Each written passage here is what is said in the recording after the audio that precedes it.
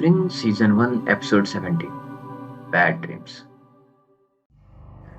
Episode की शुरुआत में हमें न्यूयॉर्क के एक सबवे स्टेशन का सीन दिखाया जाता है, जहां एक औरत अपने बच्चे के साथ ट्रेन के आने का वेट कर रही होती है। लेकिन जैसे ही ट्रेन आती है तो अचानक से ओलिविया उस औरत को धक्का दे देती है और वो औरत उसी ट्रेन के नीचे आकर मर जाती है।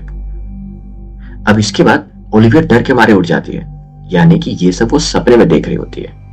अब जब वो मॉर्निंग में न्यूज देख रही होती है तो उसे शॉक लगता है, क्योंकि वही घटना असली दुनिया में भी हो चुकी होती है।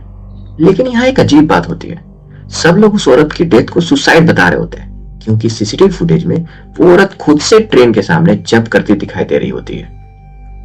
ओलिविया को अब समझ में नहीं आ रहा होता कि ये कैसे हो सकता है। उसने तो बस सपना देखा था, लेकिन हकीकत में भी वो औरत ट्रेन के एक्सीडेंट में मारी गई।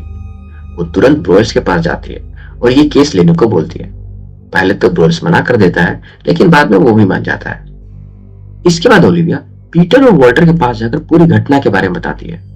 तो वॉल्टर उस पर कुछ टेस्ट करता है और बताता है कि उसकी बॉडी से कोई रेडिएशन नहीं आ रही, जिसका मतलब है कि वो फिजिकली कहीं नहीं गई। लेकिन हो सकता है कि ये शेयर्ड कॉन्शियसनेस या किसी साइकिक लिंक का केस हो। अब ये दोनों क्या है, ये तो आगे पता चलेगा। अब ओलिविया पीटर के साथ उस स्टेशन की जांच करने पहुंचती है। वहां सब कुछ बिल्कुल वैसा ही होता है जैसा उसने सपने में देखा था। वो वहां के सीसीटीवी फुटेज को देखती है। उस फुटेज में भी सब कुछ बिल्कुल वैसा ही हो रहा होता है जैसा ओलिविया ने देखा था।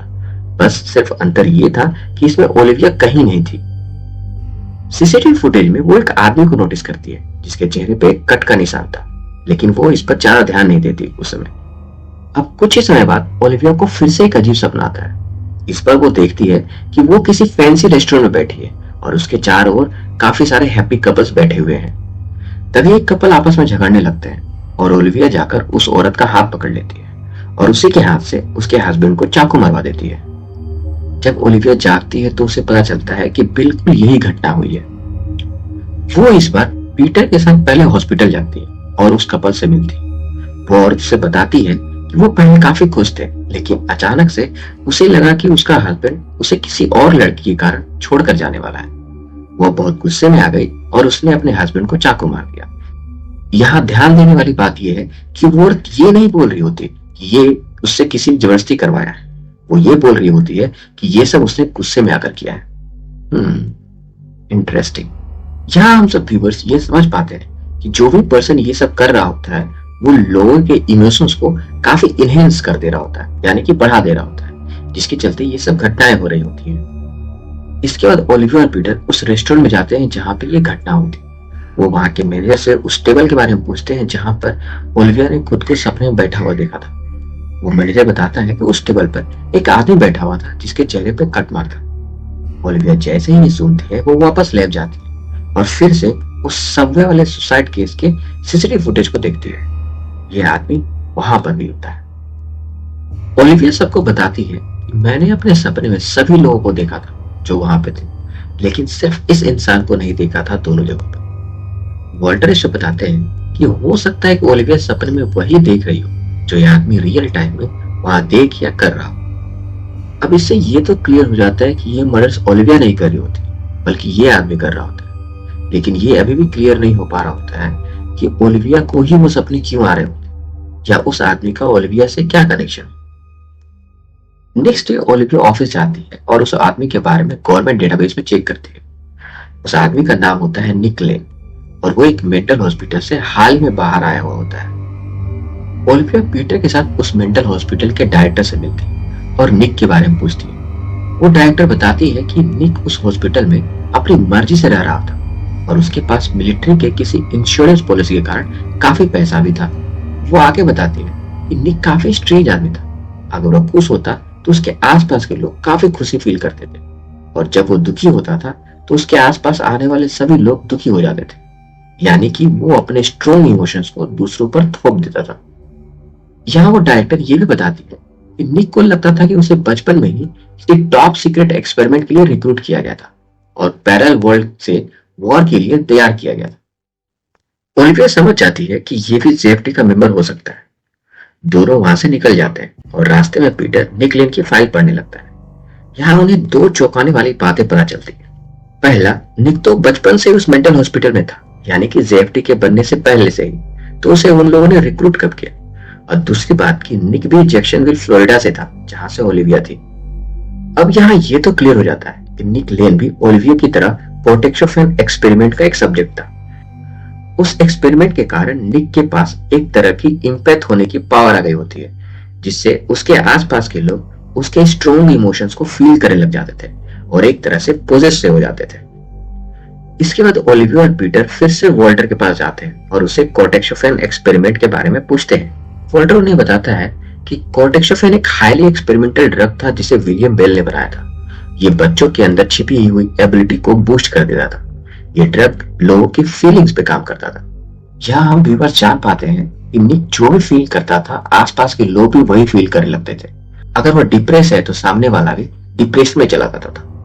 उस रात उस सबवे स्टेशन पर निक खुद सुसाइड करने गया हुआ था, लेकिन वहां निक की जगह उस औरत ने उसके इन्फ्लुएंस में आकर सुसाइड कर लिया था। उस रेस्टोरेंट में जब वो गया था तो वो वहां सभी को खुश देखकर काफी लोनली और डिप्रेस्ड फील करने लगा था, और इसी फीलिंग के इन्फ्लुएंस में आकर उस औरत ने अपने हस्बैंड को चाकू मार दिया था।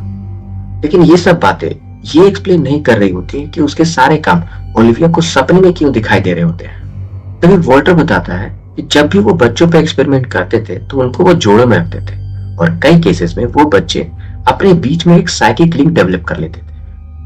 हो सकता है निक और ओलिविया को भी एक साथ रखा गया हो, जिसके चलते उनके बीच भी कोई साइकिक लिंक डेवलप हो गया हो। इसलिए जब भी निक अपनी फीलिंग से किसी को पुश करता है तो ओलिविया उसे साइकिक लिंक के जरिए अपने सपने में देख लेती है। तब ओलिविया वॉल्टर से पूछती है क्या वो इस साइकिक लिंक को बिना उसके सोए हुए एक्टिव कर सकता है।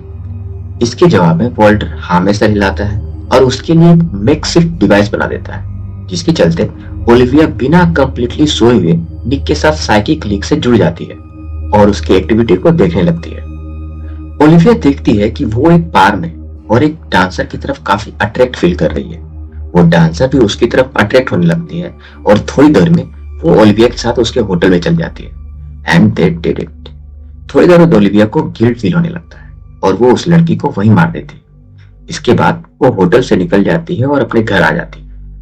अब यहाँ मैं बता दूं कि ये सब निक कर रहा होता है और ओलिविया सिर्फ उस एक्टिविटी को देख रही होती है। जब निक घर आ रहा होता है तो ओलिविया ने उसका एड्रेस देख लिया होता है, जिसके बाद ओलिविया तुरंत पुलिस को लेकर निक को पकड़ने निकल जाती है। लेकिन जब वो उसके घर पहुंचती है तो निक वहां से जा चुका होता है।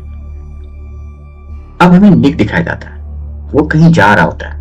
उसके पास से गुजरने वाले सभी लोग उसके साथ एक एक करके चलने लग रहे होते हैं, जैसे कि निक ने उन्हें पोजेस कर लिया हो।